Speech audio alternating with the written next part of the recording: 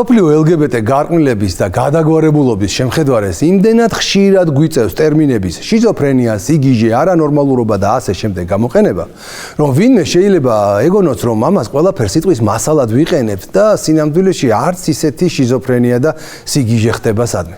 თუმცა ცხადია, რომ ის რაც ჩვენ დევიაციურ ქცევად გვეჩვენება, სინამდვილეში კარგად ორგანიზებული და დაფინანსებული პოლიტიკაა, რომლის მიზანიც კაცობრიობის საბოლოო გადაგვარებაა. ამ ყველაფერს კი ტრანსნაციონალური კორპორაციები და ოლიგარქიული ოჯახები აფინანსებენ. შესაბამისად, ეს ერთგვარი სიგიჟე დაკვეთილი სიგიჟეა, რომელიც დროთა განმავლობაში ნორმად უნდა ჩამოყალიბდეს. თავად LGBT დაყოფა და მასთან ერთად კიდევ ასეულობით გენდერის შემოღება და პირადობის მოწმობაში ჩაწერა იმედია, ყველა ჯამთელი და საღად მოაზროვნე ადამიანისათვის შიზოფრენიაა. თუმცა ეს სიგიჟე თავად ამ LGBT ადამიანების მოგონილია და გაუკუღმართებულ სხეულში აზროვნებაც რომ გაუკუღმართებულია, ბევრი მტკიცება არაა საჭირო. ყველაზე მეტ გაკვირვებას და გაუგებრობას მაინც იწვევს ის, როცა ერთი შეხედვით ჯანმრთელი სექსუალური ორიენტაციის მქონე სერიოზულ თანამდებობებზე მყოფი ადამიანები იღებენ ისეთ გადაწყვეტილებებს, რომლებსაც შიზოფრენიის გარდა ძნელად თუ დაარქვევთ რამეს. აი ჩვენ ახლა მოგიყვებით, რაში ხარჯავდნენ ბაიდენის ადმინისტრაციის მაღალჩინოსნები მილიონობით დოლარს და მერე თქვენ თავად გადაწყვიტეთ არის თუ არა ეს სიგიჟე და შიზოფრენია. დავიწყოთ იმით, რაზეც უკვე გვისაუბრია. 45 მილიონი დოლარი მრავალფეროვნების, თანასწორობისა და ინკლუზიური სტიპენდიებისათვის ბირმაში. 8 მილიონი დოლარი LGBT საზოგადოების ხელშეწყობისთვის აფრიკულ ქვეყანა ლესოთოში, რომლის შესახებაც არავის არაფერი სმენია. 8 მილიონი დოლარი თაგვების ტრანსგენდერებად გადაკეთების ექსპერიმენტებისათვის. არის ეს ოდნავ მაინც ნორმალური და რაიმე ლოგიკის მქონე ქმედება? ჩემი აზრით, სიტყვა შიზოფრენია უბრალოდ აკვდება ამ ყველაფერს. ახლა შედარებით ახალი სიგიჟეები. ბაიდენის ადმინისტრაციამ $300,000 კონტრაქტი გააფორმა, რომლითაც სან-ფრანცისკოში ტრანსგენდერ და ქვიარ ფერმერებს ასწავლიდან სურსათის სამართლიანობასა და თანასწორობას. ასეთი კონტრაქტი იყო გაფორმებული ნიუ-იორკშიც. რაც თავარია, კაცმა ვერ გაიგო, რას ნიშნავს ეს სურსათის სამართლიანობა და თანასწორობა და რატომ ასწავლიდან ამ ახალ დარგს მაინც და მაინც ტრანსებს და ჰომოსექსუალებს. არის თუ არა ეს შიზოფრენია? თუმცა ჯერ სათხართ. ტრამპის ადმინისტრაციამ ლუიზიანას შტატში გააუქმა $600,000 ოდენობის კონტრაქტი, რომლითაც უნდა შესწავლილიყო ტრანსგენდერ მამაკაცებში მენსტრუალური ციკლი. არაგერიოთ, ტრანსგენდერი მამაკაცები არიან ქალები, რომლებიც ირწმუნებიან, რომ კაცები ვართო და კაცების ტუალეტებში მენსტრუალური ტამპონების განთავსებას ითხოვენ, რადგან სინამდვილეში არანაირი კაცები არ არიან და ჩვეულებრივი ქალური მენსტრუაცია აქვთ თვეში ერთხელ. ეს გასაგებია. გაუგებარია, რა სწავლობდნენ ამ $600,000? ქალურ მენსტრუაციას, რომელიც დიდი ხნის შესწავლილია? თუ ექსპერიმენტებს ატარებდნენ, როგორ გააუქმონ ვითომ კაცებად გადაკეთებულ ქალებში მენსტრუაცია. ყველას ესმის, რომ თუ ეს ქალური წესი ექნებათ ტესტოსტერონით გაჭყეპილ ქალებს, მანამდე მათ კაცობას არავინ დაიჭერებს. აბა რა სიტყვით, არის თუ არა ეს შიზოფრენია?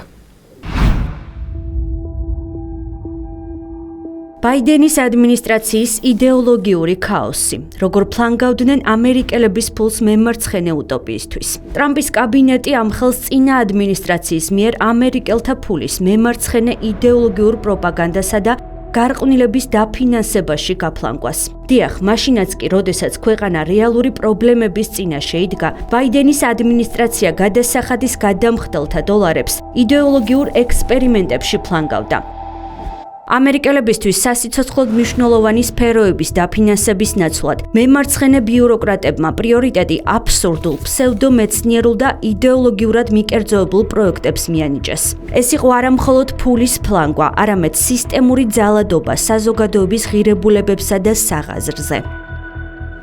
გახსოვთ ალბათ, რამდენიმე კვირის წინ გიყვებოდით ტრამპის კონგრესში გამოსვლის შესახებ, რომელმაც მთელი ფსევდოლიბერალური სამყაროს პანიკა გამოიწვია. ის რაც ქვეყნის 47 პრეზიდენტმა მაშინ ახსენა, ყველანაირ საღაზრს და ლოგიკას ცდებოდა. წარმოიდგინეთ, გადაგვარებულობის რა დონეს მიაღწია ფსევდოლიბერალურმა იდეოლოგიამ ამერიკის ყოფილი პრეზიდენტის პერიოდში, რომ ქვეყნის ბიუჯეტიდან წელიწადში $8 მილიონი ტრანსგენდერი თაგვების გამოყვანისთვის იხარჯებოდა.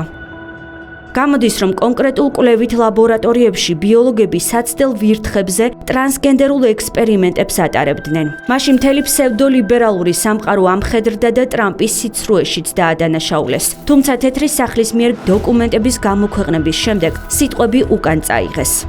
ეს ამორალურობა პირდაპირ ჯანდაცვის ეროვნული ინსტიტუტისგან ფინანსდებოდა, რაც იმას ნიშნავს, რომ ფული პირდაპირ ბიუჯეტიდან ამერიკელი გადასახადის გადამხდელების ჯიბეებიდან წავიდა. უბრალოდ მოусმინეთ ამ საშინელი ფლანგვის ზოგიერთ შემთხვევას, რომელიც უკვე გამოვლენილია. 45 მილიონი დოლარი მრავალფეროვნების, თანასწორობისა და ინკლუზიურობის სტიპენდიებისთვის ბირმაში, 8 მილიონი დოლარი LGBTQI+-ის ხელშეწყობისთვის აფრიკულ ქვეყანა ლესოთოში, რომლის შესახებაც არავის სმენია, 8 მილიონი დოლარი თაგვის ტრანსგენდერად გადაქცევისათვის. დიახ, ეს რეალურია. თუმცა ამერიკაში ბაიდენის ადმინისტრაციის იდეოლოგიური ექსცესების გამოვლენისა და გაუქმების პროცესი ამით არ სრულდება. პრეზიდენტ ტრამპის კაბინეტი წინა ადმინისტრაციის დროს გარყვნილების კამპანიაში გაფლანგული თანხების გამოაშკარავებას განაგრძობს. ამერიკის შეერთებული შტატების მთავრობის ხდომაზე სოფლის მეურნეობის მდივანმა ბრუკ როლინზმა საგანგაშო ფაქტები გამოავლინა. როგორც გამოიკვეთა წინა ადმინისტრაციის დროს, სოფლის მეურნეობის დეპარტამენტი თანხებს აბსურდულ პროექტებში ხარჯავდა. სან-ფრანცისკოში ბიუჯეტის ფლანგვის შესამჩნევი მაგალითის სახით $300,000 გრანტი დაიხარჯა ლესბოსელი, გეი და ტრანსგენდერი ფერმერების ტრენინგებზე, რომლებიც მიზნად ისახავდნენ ეგრეთ წოდებული სურსათის სამართლიანობისა და თანასწორობის შესწავლას. ეს კი აშკარა მაგალითია იმის, რომ სახელმწიფო ფული იდეოლოგიური ექსპერიმენტებისთვის და LGBT დღის წესრიგის გასაძლიერებლად იხარჯებოდა.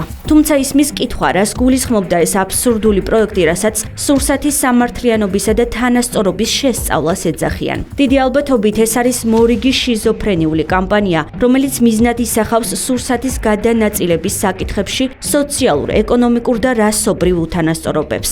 ეს ინიციატივა ხშირად უკავშირდება იდეას, რომ სურსათი უნდა იყოს ხელმისაწვდომი და თანაბრად გადანაწილებული ყველა სოციალურ ჯგუფში, განსაკუთრებით სექსუალური უმცირესობების ჯგუფებისთვის, როგორიცაა ქვიარ, ტრანსგენდერი და სხვა.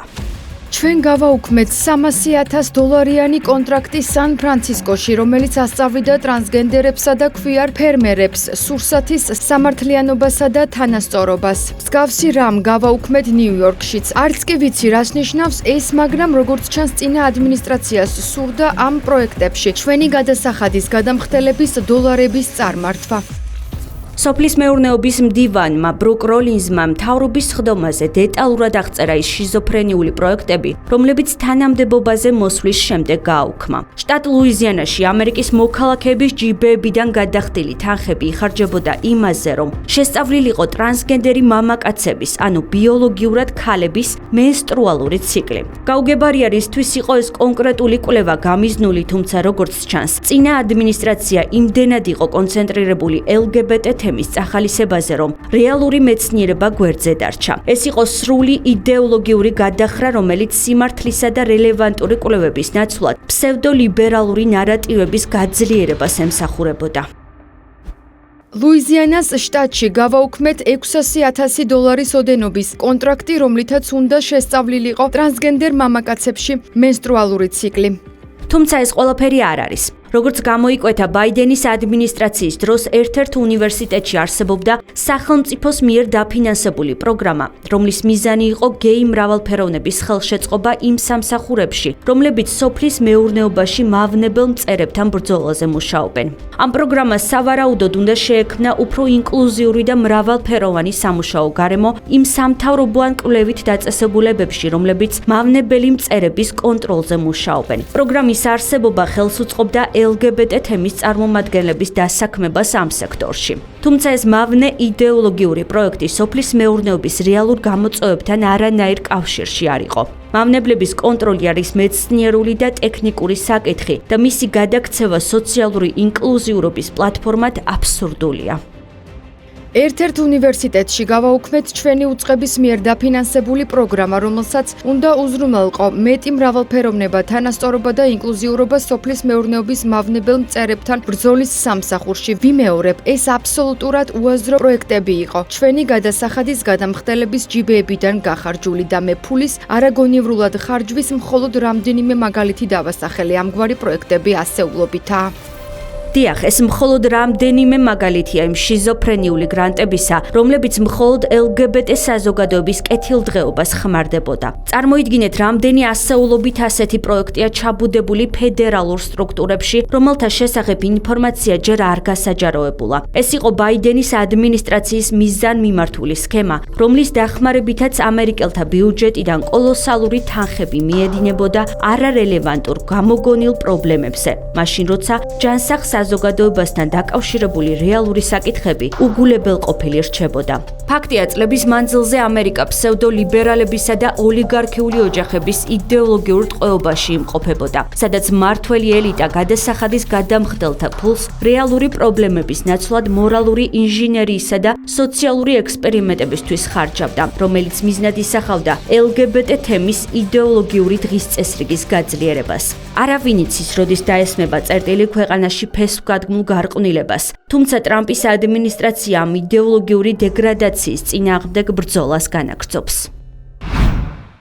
ანუ ტრამპის ადმინისტრაციის წარმომადგენლები აცხადებენ, რომ ასეთი კონტრაქტები და მათში გადაყრილი ფული ასეულობითაა. გამოდის, რომ ბაიდენი გაცილებით მეტ შიზოფრენიულ დოკუმენტს და კონტრაქტს აწერდა ხელს, ვიდრე ქვეყნისათვის სასარგებლოს. ასეთი თანხები საქართველოშიც იგზავნებოდა, ზოგი USAID-დან, ზოგი Sorosიდან და ასე შემდეგ ლიბერალური ფონდებიდან. მადლობა ღმერთს, ჩვენთან ტრანსგენდერი კაცების მენსტრუაციის კვლევამდე მისვლა ვერ მოასწრეს, საზოგადოებამ არ მიუშვა. გეი პრაიდების თავსმოხვევას კი ყველამ კარგად იცით, რამდენი წლის განმავლობაში ცდილობდნენ.